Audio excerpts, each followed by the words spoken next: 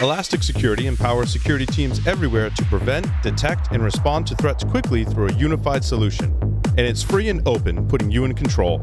Use Elastic Security to eliminate blind spots by analyzing all of your data, no matter its volume, format, or age. Stop threats at scale with automated threat and anomaly detection, and arm every analyst with fast search and integrated case management. Download or try Elastic SIEM for free and experience the benefits of an open security solution backed by world-class security research at securityweekly.com/elastic. The question is simple. Have any of the systems on my network been compromised? The answer is harder than it should be. Enter AI Hunter. Active Countermeasures has automated and streamlined techniques used by the best pen testers and threat hunters in the industry to create AI Hunter, a network threat hunting solution that does the first pass of a hunt for you to identify systems that are most likely to be compromised and scores the results on a scale from 0 to 100. You can then research those systems in depth with AI Hunter. Focus your valuable time on the systems that need your expertise with AI Hunter. Sign up for a personal demo today at securityweekly.com/ACM. Welcome back, everyone, to Paul's Security Weekly. We're looking for high-quality guest suggestions for all of our podcasts. Go to securityweekly.com/guests. If you want to be a guest or know someone that will make a great guest on the show, we want to hear from you and review them regularly. Also, register for our upcoming webcasts or virtual trainings by going to securityweekly.com/webcast or /on-demand to view the previously recorded webcasts. And now we've got some remote exploits to talk about. Quite a few. Oh my God, do we? This week. You want to start with F5? I think that's a good place to start. Yeah. Start with the juiciest. Refresh. Oh, wait, no, different F5. CVSS 10.0. Has anyone dug into the X? I read it extremely briefly. It's basically remote command execution. Is that sum it up kind of nicely from what I've seen? Yeah, that's pretty much it. I mean, 2 wget commands. Yeah. So send a few patchets, get RCE. It's one pretty straightforward as far as I understand it. Oh, hacking like it's the 90s all over again. It's interesting. Yeah. I was surprised by it. Talk dirty to me. Right? Has anyone looked at what exactly the nefarious things you can do with it? I mean, once you do have remote command execution, are you able to do a packet capture from those devices? Is it device dependent or? I haven't worked with it. I don't have one either. Anyone? I haven't worked with it either. To be honest, I haven't had a chance to use it. You can bet that I will when I do get a chance. With permission, of course. What we're talking about. Just go buy one, bring it home. It's probably not been patched. Yeah, I'm sure they're not that expensive. That would be my luck, though. I'd go buy it, and it would be the one that was patched, Whoops. Apparently, there was some kind of a workaround for it. Did you see that? They had a workaround that you could put on there to try to prevent it, but I didn't really go through exactly how that. It looked like a regular expression, and then there was some way to get around that. And I think it really underscores if you have a problem and you're using regular expressions to solve it, you have two problems. Yes. Yeah, this is a pretty bad one, honestly. The F5 piece, the fact that it hits a management port, if I remember right, allows not only code execution, but you can mess with the configs directly through there. So if you're talking about a load balancer or an external edge, you can then start porting traffic through.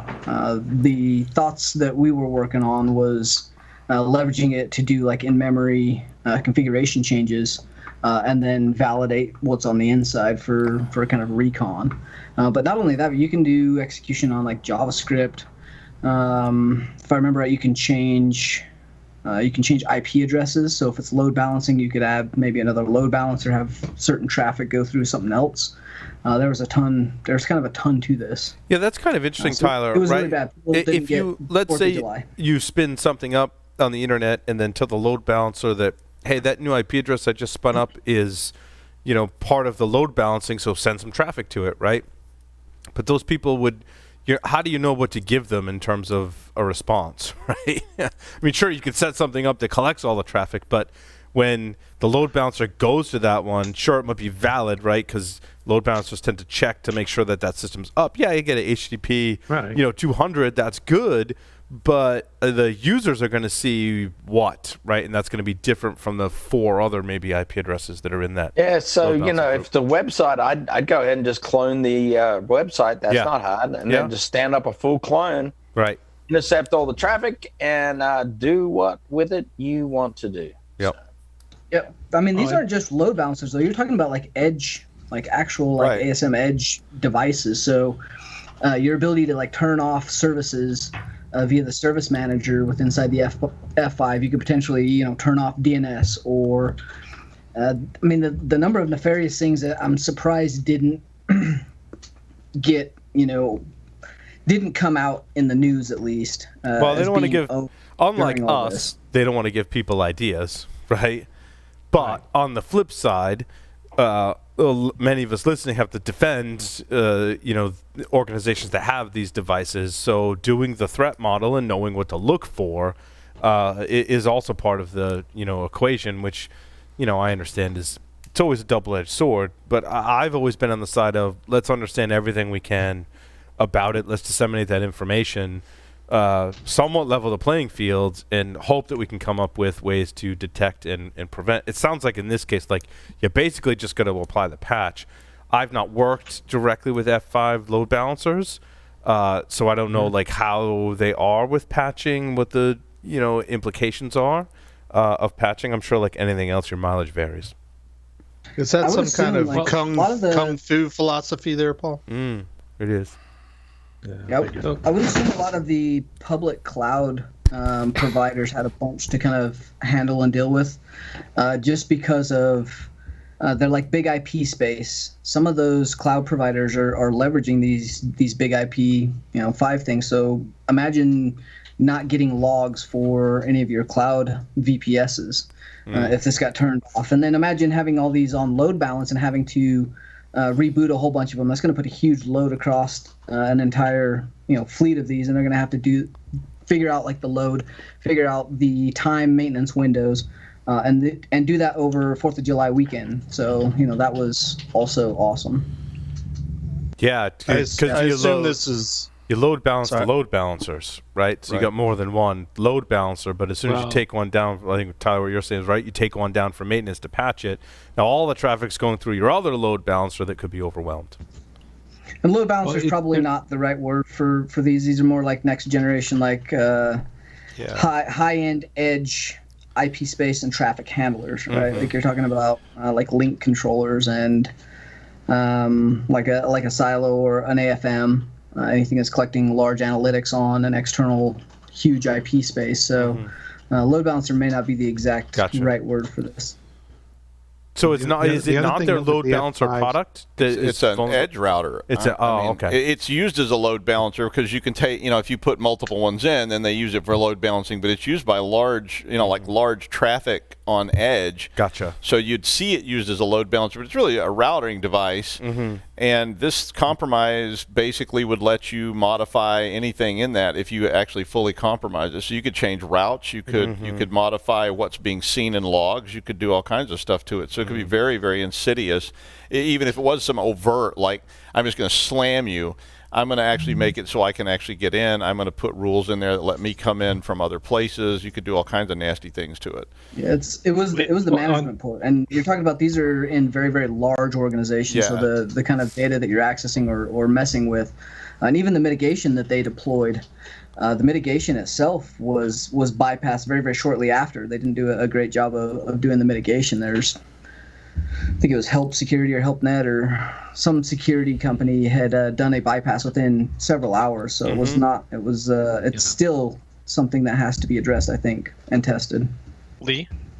And so the other thing about it is with the F5s, particularly on your edge device, you might be doing SSL termination there. So you get in there, you're in man in the middle for that. Or if that's your WAF isn't running in your F5, you're now back behind it. Or you can turn it off. You can change the rules. You can have all kinds of fun with just being able to do this. Maybe direct the traffic through the normal front door. You've defined a new back end that somebody would be hooking to. Yeah, and then take and add Palo Alto to the mix right after that, right? So it was Palo Alto command injection vulnerabilities in PanOS. The quote that I liked was, the more serious CVE 2020-2034 impacts the global protect portal, allows unauthenticated attacker with network access to targeted systems, execute arbitrary operating systems commands with root permissions. Yeah, baby. I didn't see an exploit necessarily for this, though I didn't really look for one. And I'm not sure what's available. Yeah, I didn't actually know if this one had a private, if this was a private public disclosure, or if it actually had a POC associated. I haven't seen the POC for any of this, any of the PAN stuff. It is OS command injection in their web interface. I'm not sure. It's only in this thing called Global Protect, which is this Global Protect is like their engine that allows for like VPNs and all this kind of stuff to come in. So not important. No, I know. I mean, I'm not saying that, but I'm saying that if you're not using Global Protect, it's not something you can do. But yeah, Global Protect is their main access point for VPNs, and all these people working at home are using Global Protect. So we won't likely see something for it unless someone reverse engineers the patches. I'm looking at the advisory from Palo Alto right now, and it says it was discovered internally, meaning Palo Alto discovered it themselves. Yeah. But the thing about it is, they already had mitigations ready to roll out. Yep. And there was I did read about this one because we do have a system that I was looking at, and it takes a lot of pieces. It's not like that F5 thing where it's just wide open. It's definitely looks like Palo Alto. I've been digging a little bit into CVSS 3.1, right? There's a metric in there for attack complexity. They rated it as high. Yeah. And I have another example I'll talk about in a moment where the vendor can calculate the CVSS score, and NVD can calculate the CVSS score, and sometimes they don't match because one or more of these parameters to the CVSS score has been different, and attack complexity I can see being debatable. Yeah. Right? Complex for who? Right? Subjective. Yeah. Subjective. Thank you, Jeff. Yep. And on top of that, I was talking to some guys who have Palo Altos that they need to patch.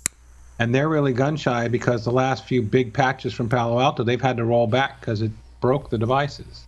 Yep. So, and here we are with a critical vulnerability. And I will say, if you patch Global Protect, it probably will break your VPN, and you're going to have to reconfigure. So, and that's not flying with everyone working from home, right? Well, yeah. I mean, people are sitting there in production environments going, "How risky is this?" And know, if I break this, and it's going to be a giant nightmare, and everybody's be screaming. So, yeah. I mean, It's definitely a trickier problem than that F5 thing, but it's also a very impactful problem if you start trying to patch suddenly, especially on Global Protect. The Cisco story that I had sorry. Hold on, Paul. More on Palo Alto, Jeff. You were drinking and not looking up to see me waving frantically. I was in the middle of drinking cognac, which is delicious, by the way. Let me have your cognac moment. I was wondering, and maybe I'm off base, but when vulnerabilities are disclosed like this, especially the big ones, and people are concerned about applying the fix, they're concerned about things breaking and so on and so forth. Does it make sense? Does anybody ever say, well, if you can't fix it right away, at least look for these things, indicators of compromise, for lack of a better term. Look for these things to see if anybody's actually trying to abuse you using this vulnerability. Does that ever get published, or is that more? I wish it did. Just word of mouth type of thing. And this is me and my soapbox about this, right?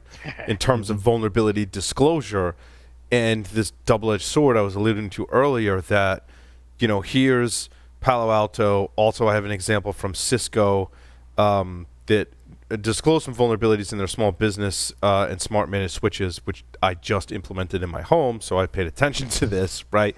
But in like both cases, where do I go read what you're talking about, Jeff? Where do I go read the details on the vulnerability if they're not disclosed? Where do I go read what my indicators of compromise are? where do I go read about my potential mitigations and any bypasses to those mitigations? It's like we're still stuck in this vulnerability disclosure. And by disclosure, I mean the company that has the vulnerable software or hardware in their disclosure that, hey, we've either discovered this ourselves or someone reported it and we fixed it.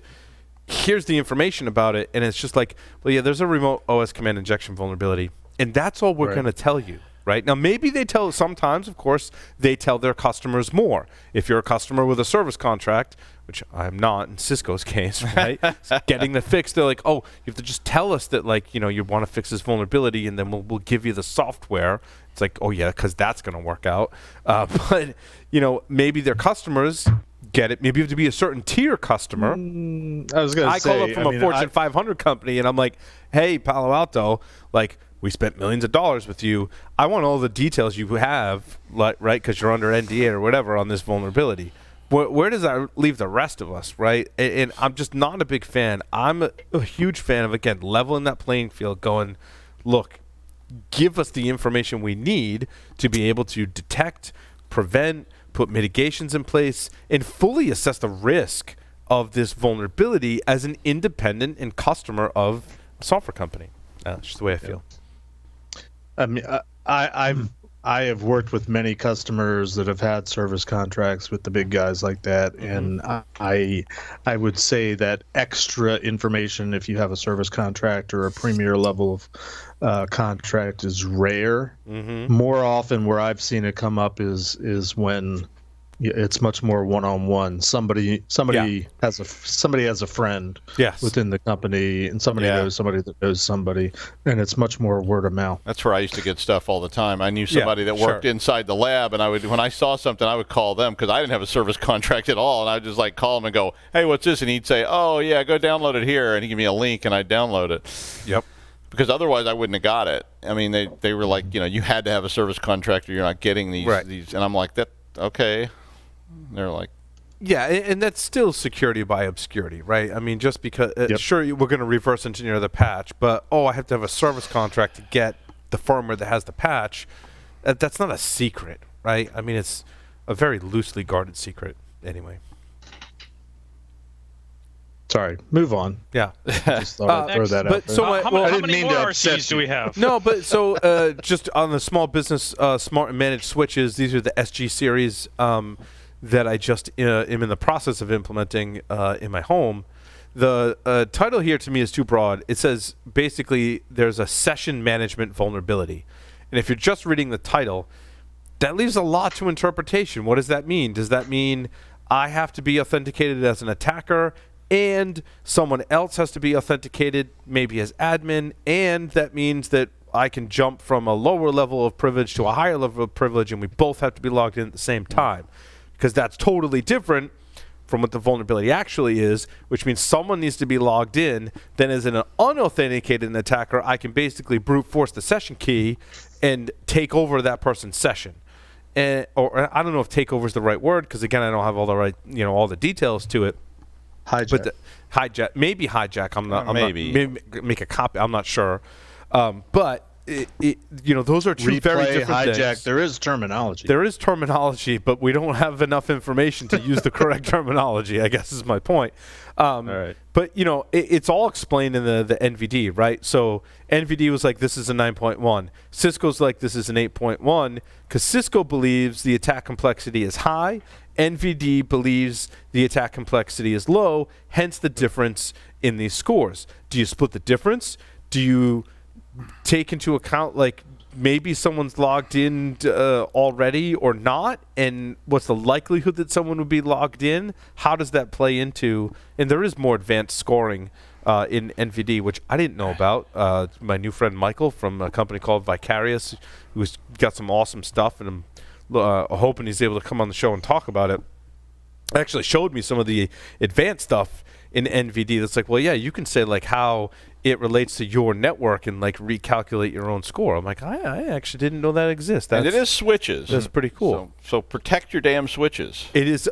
These are in fact. I mean, these are switches, so they do not need to be necessarily outward facing. So I mean, they don't need to be outward facing. And my also question here with the small business side is, does the web interface need to be enabled? I mean, I'm like, protect your switches. Come on. And I'm in the process of doing that research of, can I really change everything on the command line that I can change in the web interface? Because this, for small businesses, these switches are very heavily GUI based. Like, they want you using the GUI, right? And I just go to the command line, but it's not the same as your enterprise iOS. It's not a 3500 series iOS switching command line on these things. Put that stuff in. A lot of the stuff I'm typing in, I'm like, why doesn't that exist? That exists in the iOS that I know, but what if you've neutered iOS and put it on these devices, which for home and small business is probably fine, but makes it really hard to figure out like what functionality is available here. You got a lot of documentation. Even an enterprise, put it in a management network and keep people out of it. I mean, come on. Disable the web interface.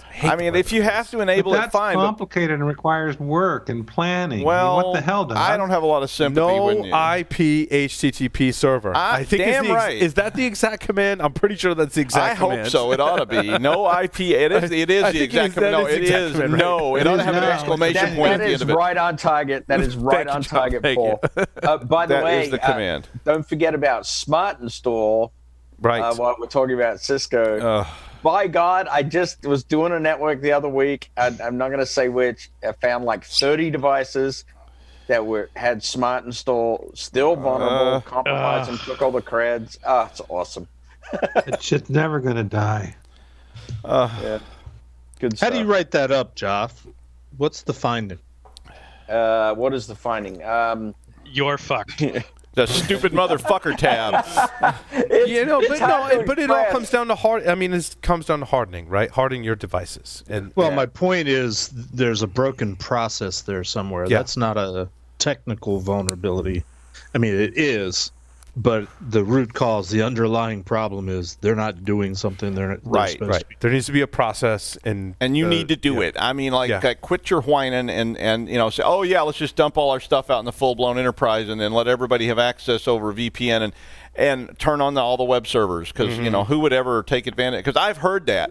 I have heard that from people saying, oh, nobody would know how to do that but some weirdo like you, Doug. And I'm like, oh my God. Well, it does depend on the environment, and if you've ever done assessments in educational environments, they're very, very different than corporate environments, right? Yes. And unless they had people like us, Joff, that worked there, that were like, no IP HTTP server, and you will use TACACS and SSH and security. That's right. People like us who tied that shit down. Right. But if you've done assessments there, you will find the usual pandemonium that exists in education, which is, we're not going to do it anybody's way. We're just going to do it our way, which is normally not the right way. just for the record. There were all right. So where are we going now? There's another Citrix. That's the one I wanted to go to, because now we're talking about another. I don't know if it's remote code execution, but there are some Citrix issues. Yep, they say RCEs. Yeah. RCEs on GitHub, on the stuff on GitHub. Interesting. I have not looked into this one. I just caught wind of it this week, but haven't looked into it fully. Cross-site scripting, virtual IP risks, DOS, do an internal network scan by exploiting the virtual IT off your Citrix. What fun?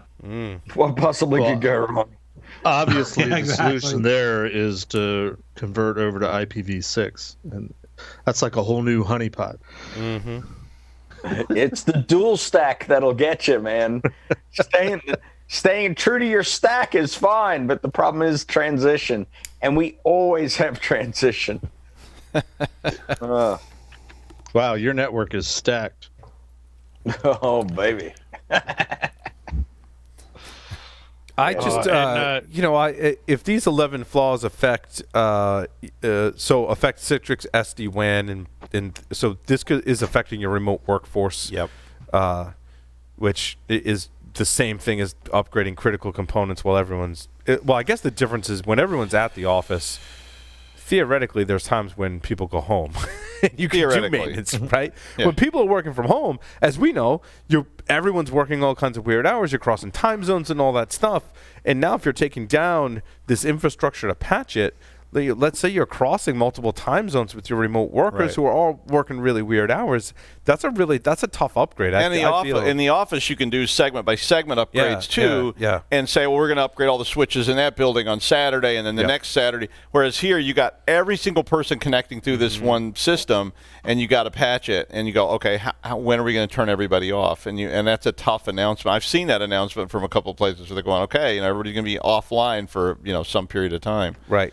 And that's not popular. Or you have to wait until people's sessions die off of one, right? And let's say you've got thousands of people that are crossing multiple SD-WANs or VPN devices, and you're like, well, they're redundant, and I want to take this one down, so I can tell it not to accept new connections, but I got to wait for those sessions to die off on this one until it's clean. Then I can upgrade that one.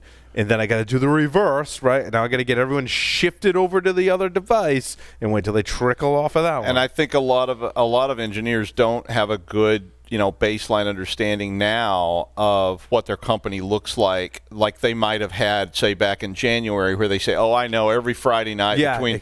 But now it's like, we don't know what the hell's going on. Right. I got all these people connected. They're connected 24 hours a day. Because I had somebody ask me that the other day. They said, do you think these people are working 24 hours? I'm like, no, they just connect and stay connected. They don't disconnect.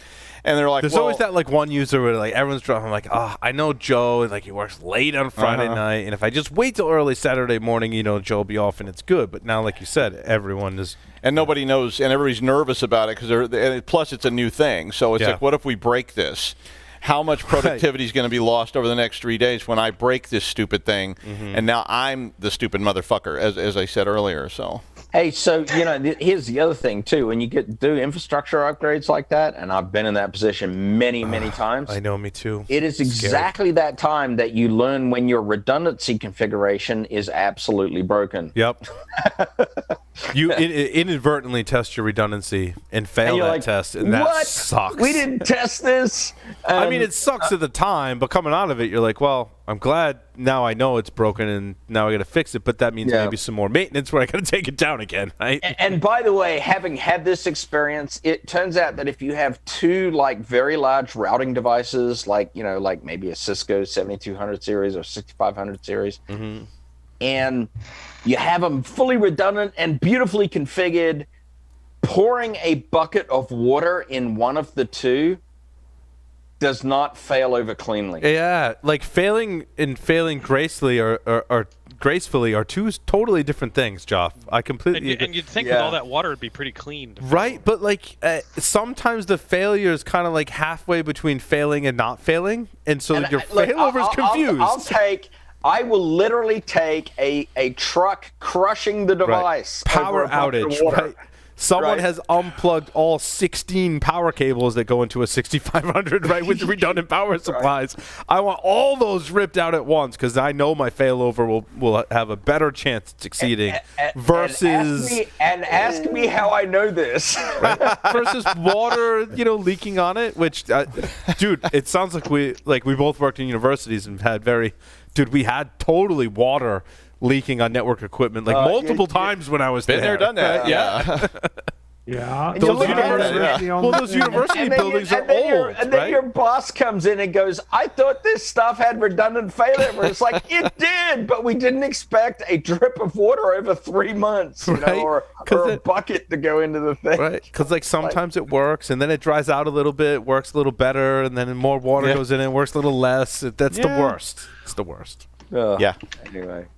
And the servers are always in the basement of some old building somewhere. Always. Like always. You go there, where are your servers? And oh yeah, it's in the basement of 21 South. And you're going, where's that? And they're like, you see that thing behind the mausoleum over there? Down below that swamp? That's the building. And let me guess. It's on keep walking. Sub-basement 3. It's here's our mainframe and all of our servers and our data center. And you're going, wow, this is a good idea. Is that water? Man, I'm glad I put my scuba gear to get on down here. You feel like Alien. Was it Alien 4? Is that the one where Alien 4 is the one where they were going through all the water? Also some of the switches look like something from Alien 4. Well, that too. Because there was so much. Ever see the pictures of the switches? There so much dust in them that they look like some kind of. And creature. all the cabling is still hanging out. I did one once, and there was 8 million cables, and I was like, "Is all this stuff connected?" And they're like, No. It's a lot easier just to run new cables than to figure out which ones are already there. So what we do is we just go through and we just pull old stuff and plug new stuff in and lay it on top. And it was literally like layers and layers of Cat 5. And I'm like, are all these unhooked? And he's like, that's fine. If you need new cables, just pull something out and plug a new one in. And it was like, oh my God. It looked like an Escher diagram. So I was really expecting to find like the captain behind there going, kill me, and that kind of thing. Yeah. I think that may just be in the book, but I don't think they put that in the movie. Could be in our server room here. Oh yeah. Well, I've seen your server room. Like right? Time well spent in the operational trenches, baby. Mm-hmm. Recabling. For sure. What are the stories we want to cover? I don't know. So are we done with this yet? There's more. Oh yeah. Larry, let's talk. I think Tyler might be suffering from that now. I don't know what's going on. What's Tyler doing? I have no idea. Did we lose Tyler? Did we lose? No, he put his screen up so he can see what he's doing. I think it's a Zoom. Someone's going to demo the Zoom remote code execution vulnerability, apparently. Oh, that's what you're going to do. Speaking of Zoom RCE, yeah. there is one. Yes. There is one, yeah. For the Windows client on Windows 7 and earlier. Yeah. Oh, I didn't. Yeah. Retro zoom in. Windows 7 is definitely end of life, right? It is. Yeah. It is end of life, yeah. You know what? But I do still use it on my gaming machine, I have to admit.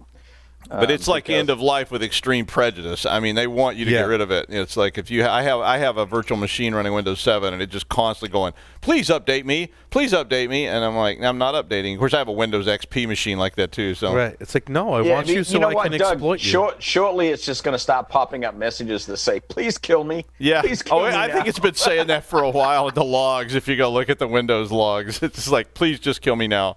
Especially the XP machine. It's just sitting there going, why, Doug? Why? And what do you do with it? Exploit it? I just love having it there. It makes me feel good. Oh, okay. It's like your Whoopi. It's your Windows Whoopi. It's like keeping like a dead body in your house because you just loved it so much, and it's just like that. Wow. You see those stories where people are like, oh, he kept his mother in the back room for like 19 years, and he's like, I just couldn't bear it. I'm like, that's my XP machine. Actually, honest truth, I have the XP machine because there's one application. Yeah, it's the only place you can look at porn. No, I'm just kidding. It's got a dongle server on it. Obviously, you haven't seen Jobs Time yet. It's got a dongle server on it that was a bitch to set up, and it still works. A dongle server. It's like a license server with a dongle, and when I tried to run it on Windows 7, it wouldn't work. It probably works on Windows 10, but I'm like, it works. And it's fine, and nobody could get to it. I mean, it's like completely isolated. It has no outside of world exposure. So what you're saying is, don't touch my XP dongle. I'm exactly saying. Oh, and a great episode title. And not unless you're going to buy me dinner first. And Doug, I've got one of those. I've got a piece of ham radio software that at the time I haven't looked at it in a while. Only runs on Windows XP. So I've got a Windows XP VM that will do this. The problem is when I originally built the Windows XP VM, I allocated it 60 gigs of drive space and allocated it all at once. So this VM is 60 gig. I want to make this thing go away. The other one we've got, and this one's not mine, but I support this one, Windows 3.1. No. Yes, and it's running on an actual box, and it's running there because there is a professor who shall remain nameless. You know who you are. And he has about... Dr. Doug White? No, it's not. He has about 3,000 Fortran programs that do really flaky statistics calculations that are like these really oddball things. Flaky statistics. I mean, it's math. How flaky... It's flaky in the sense that he invented these techniques and published. They're all published, and they're really famous, and he still uses those. I don't know if he really still uses them or not. I looked like not too long ago, and I was like, you haven't logged in this in like 3 years, dude. Can I take it down? No, oh my God, I might want it. So if he ever has to run that horns test, he's going to want to run in. He's going to want to go in there and run the horns test on there. Windows 3.1. On Windows 3.1, yeah, because he's got. Tell him to port him to MATLAB or SAS or something. Well, I know, but is it standalone? It is standalone. Nobody can get near it. Right. It's like totally isolated. It's not networked. I don't know. I mean, you could. It doesn't even have a network stack on it. You have to go sit down at the keyboard. So if somebody wants to hack that, they're going to have to find the goddamn thing. So good luck. Does it have Windows running on it? If it is where I think it is, it's not. It's not where you think it is. You have no idea where that thing is. Because if it's at a university where I think it is, that box actually may have been installed by me, and it did have an IP stack from. I think I know the box you're talking about, Larry, because I think I saw it not too long ago. But no, this box is not. That's at another box. I thought you said you only had one Windows 3.1 box. That's one Larry's talking about. The one I'm talking about is not at a university anywhere. Oh, okay. To get to this thing, you would have to do an awful lot of OSINT stuff to figure it out. Is it built inside of a wall? Isn't that the fable in all the universities that there's the Novell server that was inside the wall? Did you have one of those too, Joff? Yeah, let's move on to another story. Yeah, let's do it. Wait, we have more RCE. It, buddy. No! No more RCE. What other ancient boxes do I have stashed? No, Joff, where do you want to go? We got any PCI stories? You want me to suggest something? How about? Oh man, this is tough. There's so many. So many. We could go to TikTok. Oh yeah, let's go. Yeah, let's go to TikTok. That's a great idea. Hell yes. TikTok. Here we go. Stuxnet. My feeling here. So the article I had was Trump administration looking to ban TikTok and other Chinese apps as June researchers found TikTok was collecting clipboard data from iOS users, all kinds of sensitive information, blah, blah, blah, blah, blah.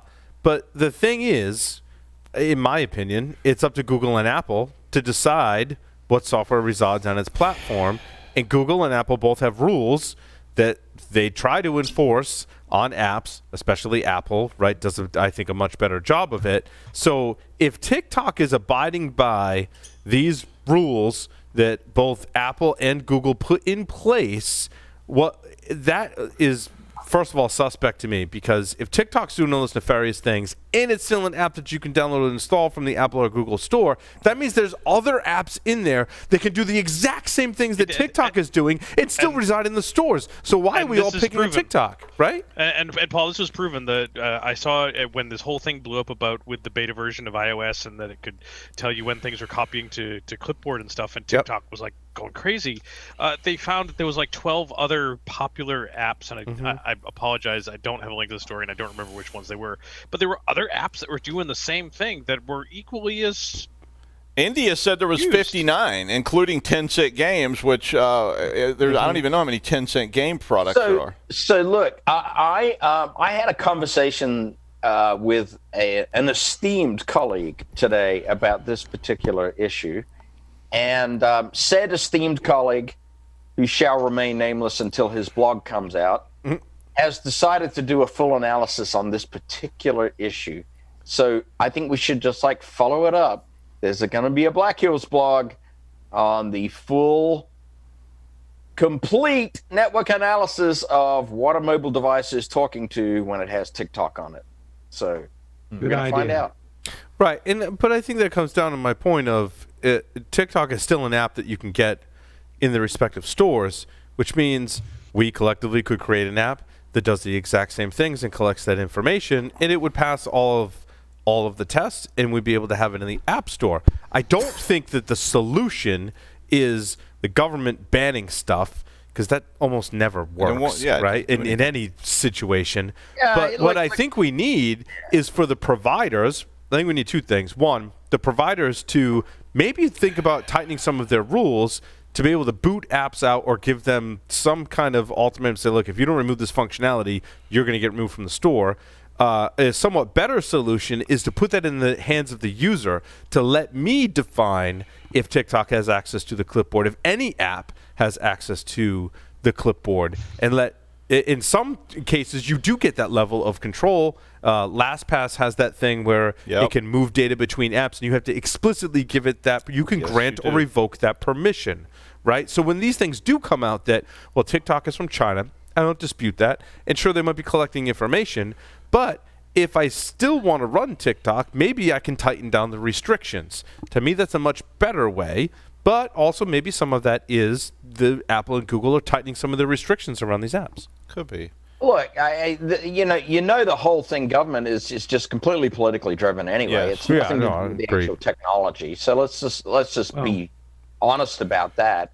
And secondly, most governments on the planet, including the United States, barely have an awareness of how the steam engine works, yet alone technology. So, sorry guys, but you're behind the times by a long way. And so, don't jump up and down about one. If you're going to get involved, then get involved. Come ask us, right? Let's have a real conversation. Well, let's jump up and down about the Chinese apps. Well, but then the danger is they do that, and now all the other apps that they're using to collect other information about us, and all those other companies they'd have to abide by the same rules, and then people would be able to collect what they need to collect. And that's just somebody went out there and they tell the politicians, say the word China as many times as possible, and here's a context, keep saying it, because we want people to hear China, China, China, China. Yes, Jeff. China. These are not the mobile apps you're looking for. Right. Hey, can we shift gears for a quasi-tangential PCI story? China. We should talk about PCI, China. Jeff just said quasi-tangential to quasi-tangential PCI. Not just PCI. I lost it. Paul's story number 15. Pen testing ROI, how to communicate the value of security testing. We've talked about this topic quite a bit in the past. Have.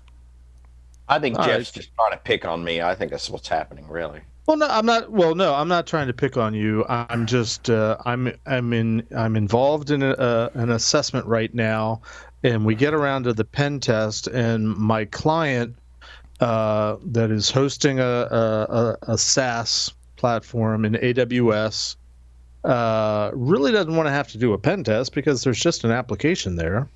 What's there to test, and I'm running out of ways to try to explain to them why it's important to do a pen test, and it there's mention in this article about there's really good reasons to do pen tests. You should really get some value out of it.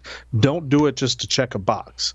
And I guess my open question for opinions is, how do you get companies to move beyond the mentality that pen testing is just something you have to do, and move them on to something that you can actually leverage this, and good things can happen because of it. There was a Twitter user who responded to one of my tweets that pointed this out, and I apologize for not remembering the Twitter handle, but they said, hey, the return on investment from a pen test comes from doing everything that's in the report in terms of remediation. That's the return on investment. Right, is doing those things that improve your security posture to protect you basically from getting breached in the future. And that's really the return on investment. I would agree with that if the pen test was actually testing your defenses and how well your security program is working, and reporting on procedural process deficiencies, and not simply, we've discovered a vulnerability, you need to go patch it. Yeah, or you need to go change the configuration. And I agree, Jeff. Your return on investment is greatly dependent on the quality of the report, right? Because we can all save you a whole lot of trouble, effort, and money if your pen test reports just could say patch these vulnerabilities. We can tell that right now. Just go patch those vulnerabilities. In fact, we can give you a bunch of open source tools that you can download and run for free. All it's going to cost you is some of your time that can identify these vulnerabilities, and that you should go patch them, right? Yep. Just patch them. Yeah. So the part you're missing, though, and that's really important, is having the pen test is not about, okay, you're vulnerable for whatever whatever the application of choice is.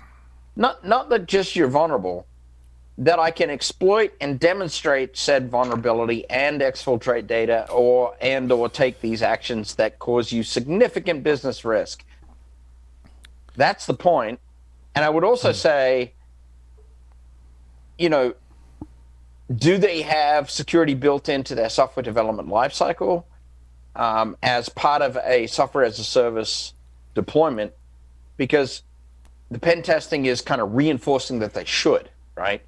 So there's a lot to that, right? It's not just should I check a box? And you have to figure out a way to let them know what can be lost. I mean, at least that's what I've always found is that if you can convince them that what's going to be compromised, lost, etc., you have more leverage than just saying we ought to know where we're vulnerable, because then they go, yeah, but what if we are vulnerable? It doesn't cost us anything if somebody breaks in here and defaces the web page. It really paints a picture for the impact, right? Yes, that's probably a better word. And folks, I think, kind of paint their own picture of what the impact. They may say, well, we're missing a Apache Tomcat vulnerability. So not a big deal, right? To Josh's point, pen tester comes along and says, well, that vulnerability was really instrumental, maybe with some other vulnerabilities, to me, like, hey, basically, here's all of your sensitive information that you were trying to protect. Here is all your trade secrets. And it was really that vulnerability that helped lead us to there. Therefore, the impact of that vulnerability is you might be out of business. You might have loss of confidence in the market. You might have these really bad things happen to you from a business standpoint. And putting that in the context and doing that threat model theoretically, it doesn't really come to life until you've got someone who can actually show you that this is the real impact of that vulnerability. Here's where I'm conflicted. I'm sorry. Here's where I'm conflicted on that, and this is something that's been bugging me for years. I, as an advisor, consultant, QSA, call me an auditor, if you will. When I go into an organization with my 38 years of experience and I'm looking at something that's like, bad things could happen, you should take my word for it. You shouldn't have to wait for the pen test to prove it. You shouldn't have to spend the money on the pen test to prove what I'm pretty sure is a bad thing. What I'm conflicted on is why aren't more companies listening to security professionals, not just me, that can tell them, look, I've looked at your environment. This is what could go wrong. Why have we as an industry sort of built this mentality? And I was part of building this mentality. Well, no, everything is solved. Everything is proven by the pen test. Everything's up until that point is hypothetical. Yeah, what you say might happen. But, what could really go wrong? Jeff, I think it's human nature. I don't think we want to, as humans, it's a psychological thing, believe that bad thing can happen until we can see it, right? We look at your homes, your car, whatever, injuries, right? Like, I can, go bungee jumping and, nothing's bad happen. But until you get an injury, well, that injury might be the last injury that you have for certain things, right? But until you can see the impact, we're not willing to change. We're going to go keep buying insecure IoT devices because, well, no one outside of my home has broken into my baby monitor and looked at my children, right? But the instance that happens, then we change. And I think the pen test is it's not about what you know. It's about what you don't know. Yeah, that's the importance of the pen test. No, I know the Pento is going to explode, so we value it. We say, okay, we're going to assume the risk. It's about I have no idea about this other problem, and that's what the pen test uncovers. Is that we knew about that, but it was this thing over here that we had no idea about that's really going to cause us a big problem. And that's a different data point too. I always come back to my RDP example where. I told the Windows admins, I'm like, totally vulnerable. Like, someone's going to snoop on your sessions, and basically I can sniff your passwords. Mm-hmm. And they were like, wow, it's a lot of work to, back then, it maybe implement some third-party thing. Microsoft has done a much better job in improving the protocol, right? So maybe I've got to upgrade, make all these changes. Maybe I've got to implement some kind of... And they're like, that's a lot of work. This is the protocol Microsoft gives us. And I'm like, can I do a demo? They're like, yeah, sure, absolutely. I do the demo. And I'm like, there's your password. They're like, a couple of weeks later, sure enough, I mean, all that stuff was fixed, right? And it's interesting. Like, we just keep going there. Tyler, you lived this as well as Joff and Larry as well, right? To extend all of us. I think one of the things that is missing, and one of the things that offensive services or good pen test companies provide. In fact, there's two things that, to Jeff's point, kind of iterate the value of a pen test. And one of those is the attacker mindset. We spend a huge portion of our time understanding adversaries, understanding how things work. Yeah, there's a bunch of theory and there's a bunch of security protocols, but being able to articulate that, demonstrate the impact and risk from a holistic business aspect, and showing that impact to the business via chaining multiple things together from an attacker's mindset, it doesn't always follow what we think from a framework, like I need to patch X, Y, and Z, I need to do these 10 security things. And so all of those things with inside of orders or with inside of frameworks or following some kind of security guide isn't always where the attacker is going to go. And each attacker is going to be a little bit different. So you're getting that coverage and that attacker mindset.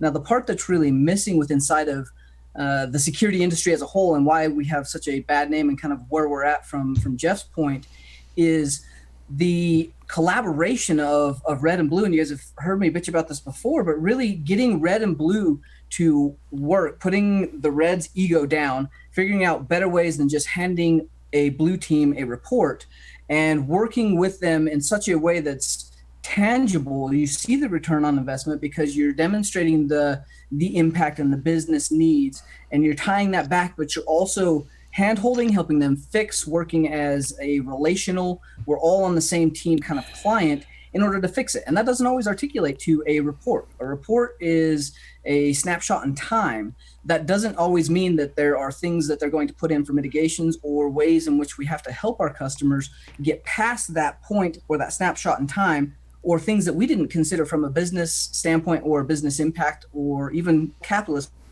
We have to make money, and that's greater than whatever our mitigating standpoint is. That doesn't mean it's worth it. So we really have to figure out how to work and collaborate better from the offensive side to get that to that point. Todd, question on the purple team side. Do you work alongside the blue team, like as you, so in other words, like I'm doing a pen test, I'm working with the blue team, right? And I go, all right, I'm going to do this. Like this is my, I've done a little bit of research, and this is my attack path in. Okay, like did you detect me, and then how do you prevent it? Like do you wait, do you work with them to fix that attack path before you go to the next one, or do you do a bunch of attack paths and go, these are all the ways that I got in, now let's step through the defenses and then run through this whole set of attack paths, or does it vary? That's two different purple team tests that we kind of we attack those differently with different clients, right? Some clients have a change management and a change time frame window. They can't really do those widespread changes. However, a lot of our clients are able to sit, they get all of the teams and all the asset owners, you get them in a room and you show them how you actually do this, and you walk through, here's how I bypass this, did you detect this? Okay, now let's go to the next level. Here's how I get past that particular bypass and mitigation. And you walk through each step of the whole, kill chain, for a lack of a better word, the whole cycle of an attack, and you get them step by step having either the information, showing them how to mitigate those in a specific way, and then verifying that those controls actually do what they say they can do. Right. That's where you start to see real value. I mean, if you look at something like the blog that Palantir came out with, I think just this week, I tweeted that real recently. They stepped through each set of ways to do SMB lateral movement, and then all of the defenses that we thought actually fixed things, they went through each one of those and showed the value, showed how they didn't work, and working in conjunction with the offensive team or the red team, and I believe that was Spectre at the time, they really got down to here's what actually works, here's how you do this in depth, and that's just one piece that we would address as part of a purple team. That's how you really affect change, and that's how you really start to develop a mature organization. So it sounds like the more mature organizations are implementing the fixes as you go, whereas other organizations may take a set and then go fix a bunch of stuff and then have you come back kind of thing. And you kind of tune it based on the maturity level and the variances between your different clients. Yep. And if you're doing this after the fact, then you need to go through and look for all those IOCs, ensure that they have the capability to get that visibility and be able to do a good incident response, but then go back and retest to ensure that the mitigations that they're putting in as the next step, don't just do a red team, another red team, bring in another pen test company to come test. That's not going to do anything for your maturity. Work with a couple companies a few times. Yeah, you need different visibilities at different maturity piece, but working with those and coming back and fixing and ensuring that whatever you're doing is actually fixing the problem the very most efficient way, that's where you start to affect change. But it's not just, we need to separate detection and prevention, right? Because in a Yes. purple team, right, those are two different things. Can I detect it? Time At to what stage detection can I and time to detect it? remediation. Exactly.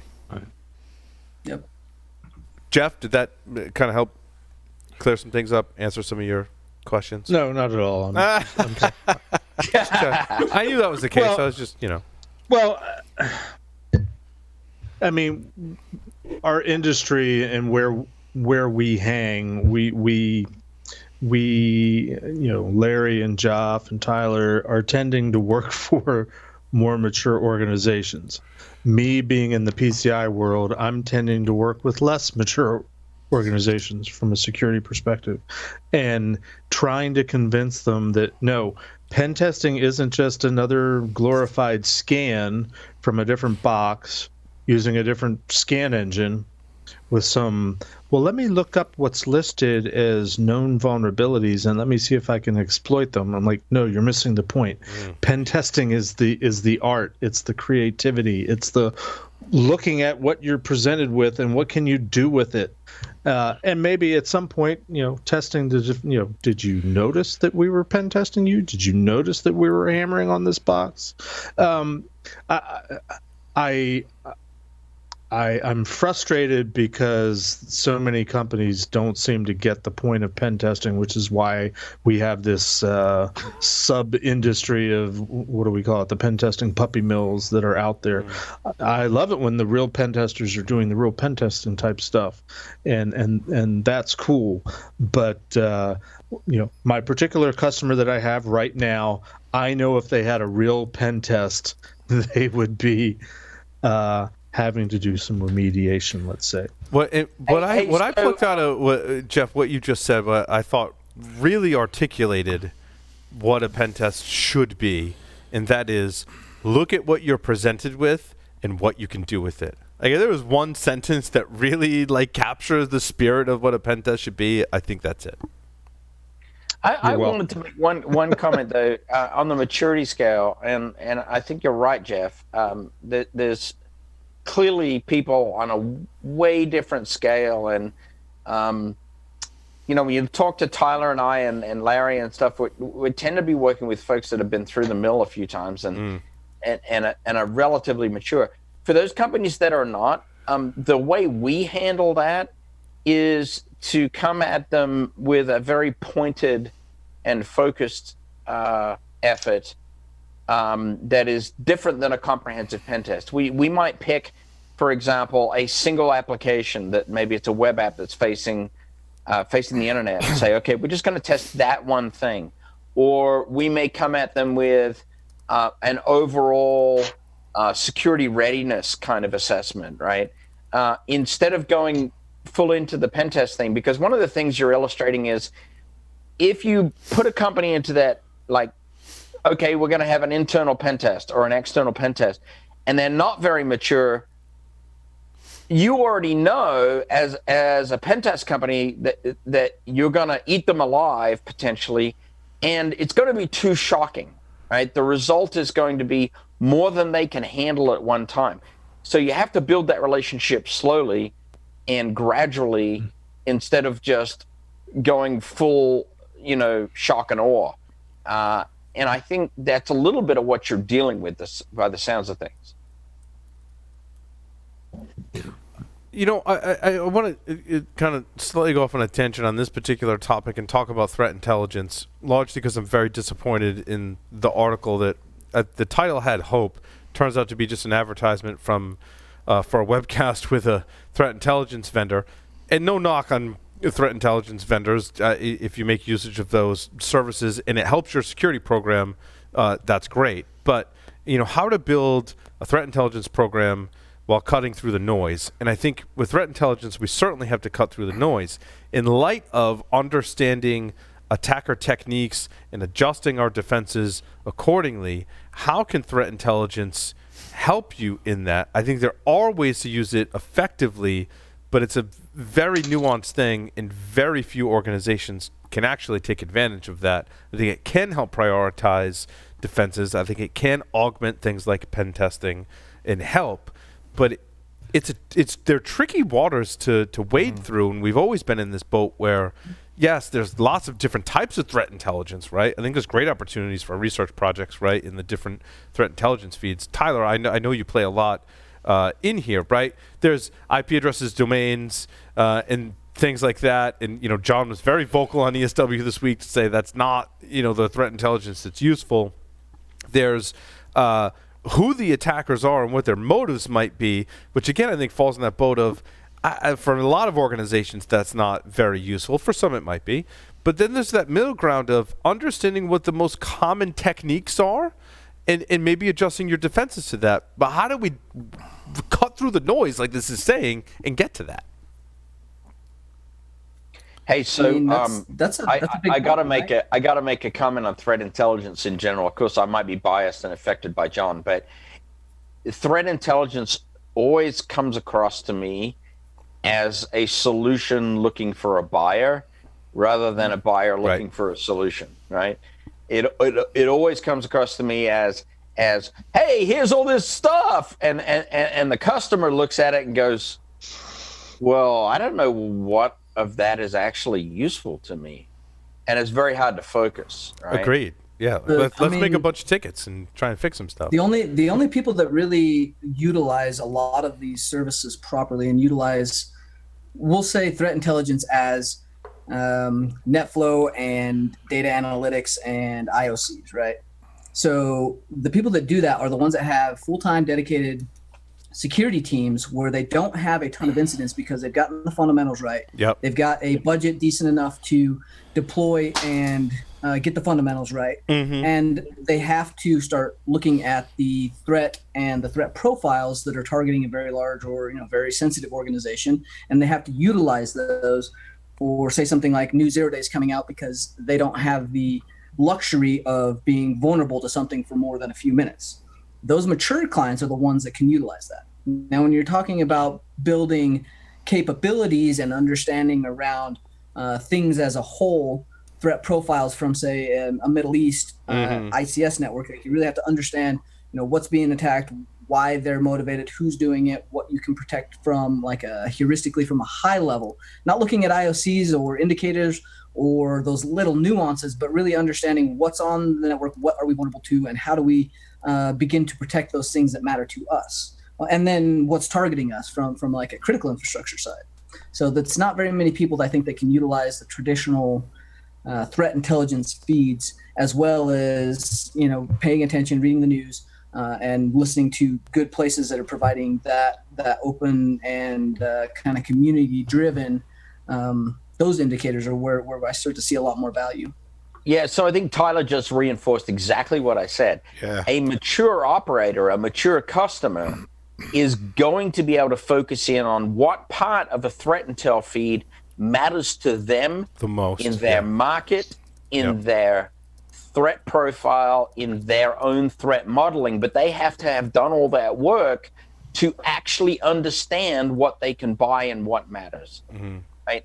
And, beyond that, if you go to and that's a pretty small subset of customers. You're talking it is mostly really financial, right, Joff? And to your point, right, I may pick part of that feed that I know is valuable to me, and then I may pick a part from another feed, and I may correlate those together, and then I may build a process to take action, right, when I've correlated those data points. But these are very mature organizations, often in the financial sector.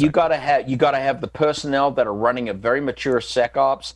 You've got to have things really nailed down that even the person doing the threat intel work actually has a consumer in the organization to actually act upon it. Right. Also, Jeff, what I found is that person doing threat intel has a background in military or government doing intel, right? And so they know how to collect intel, analyze intel, and take action on intel, right? They're taking that experience and going to that mature organization and operationalizing that. But again, these are very mature organizations. Is what I think the market wants to expand and they want to be more generalist, but there's a lot of FUD there in the generalist space. There really is. I think one caveat to this is things like the FSISAC, right? Like those kind of very specific things, so you can gain some understanding of what is targeting your vertical and have knowledge of, hey, I should probably prioritize or change this particular control that I maybe am doing in 6 months rather than right now, because I'm seeing other organizations within inside that same vertical being attacked by this. So staying up to date, having Tyler, I've done that before. You know, Ren ISAC's very specific to the university space. Yep. Joff, I'm sure you've been a part of that. I remember Ren ISAC. Yeah. It is very tightly controlled, as it should be, and oftentimes that was great intel. If other universities were seeing that kind of malicious behavior and attacker behavior, likely I'm going to see it too, and that carried a heavy weight into your priority. Yeah, I mean, I think there's utility for the more generalist feeds that are more what's the way to put it? Kind of a general tone, a general sort of feel of the environment kind of thing, and things that you might want to do in a general sense. There's a market there. But that is a separate entity and a separate effort, really, from the very mature and high-end feeds, which have a completely different consumer. I think you really need skilled personnel to identify the feeds, validate the data come from those feeds, correlate it together, and operationalize it, right?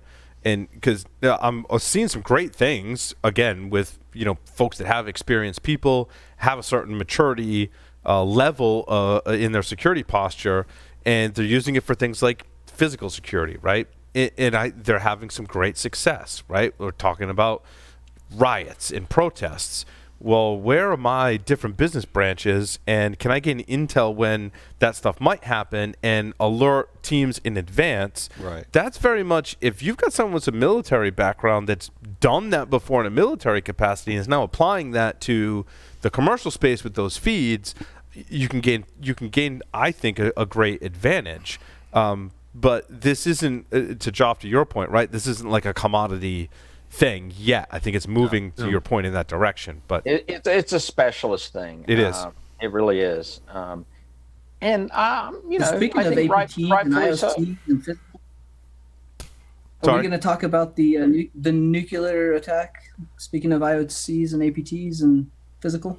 So I have not followed. In fact, there's a guest that I believe is rescheduling for August.